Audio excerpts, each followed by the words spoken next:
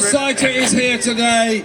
All the streets all around Westminster full of people demanding peace and justice for the Palestinian people. Thank you all for coming.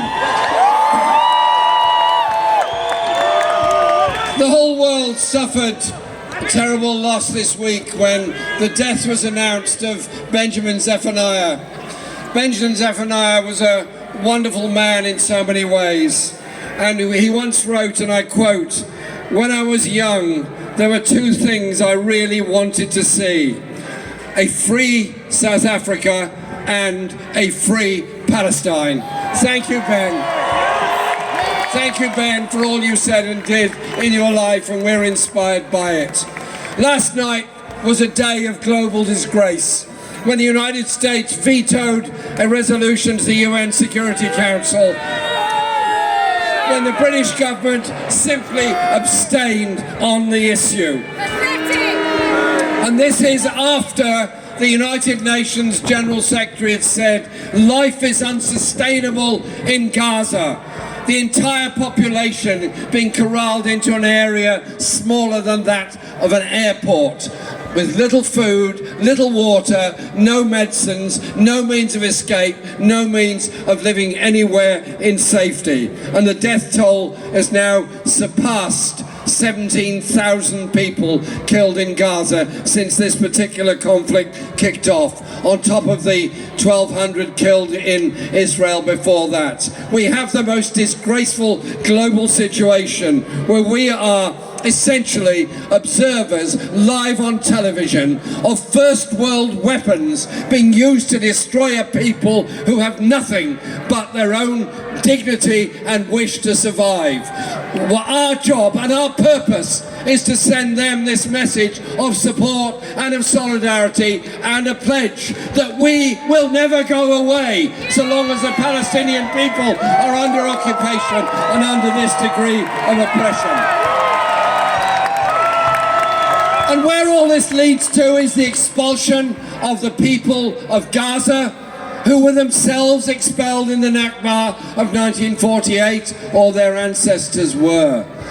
And they will then be forced into the Sinai, and a new Gaza will be created in the Sinai, with all the misery and all the injustice associated with that. So the disgusting behaviour of Western governments who simply cannot see that they are complicit in the killing of so many Palestinian lives by their supply of weapons and their refusal to do anything to demand a ceasefire. And it's not the only part of Palestine that is being so disgracefully treated at the moment. I just want to say two last things because it's limited time for speaking. I got a message this morning from my friend Mick Bowman, who walked to Palestine as an act of solidarity from his home in Newcastle. And he sent me a message from the South Hebron Hills where he is at the moment. And he says the settlers have been armed with 20,000 assault rifles. 20 more villages have been depopulated by settler violence with the complicit of the Israeli army. And he is at the village of Kalat El Dabar, which is he is defending along with other people. He said, "Tell the people at the rally in London today, solidarity with the people of the West Bank and of Gaza and of the refugee camps.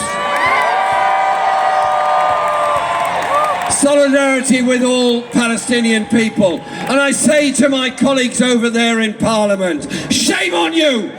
Shame on you for not being prepared to vote for a ceasefire. Shame on you for doing nothing about the arms trade that fuels this war. And if I just may finish on this one line. We're united in our demand for peace and justice for the Palestinian people, and that will never go away.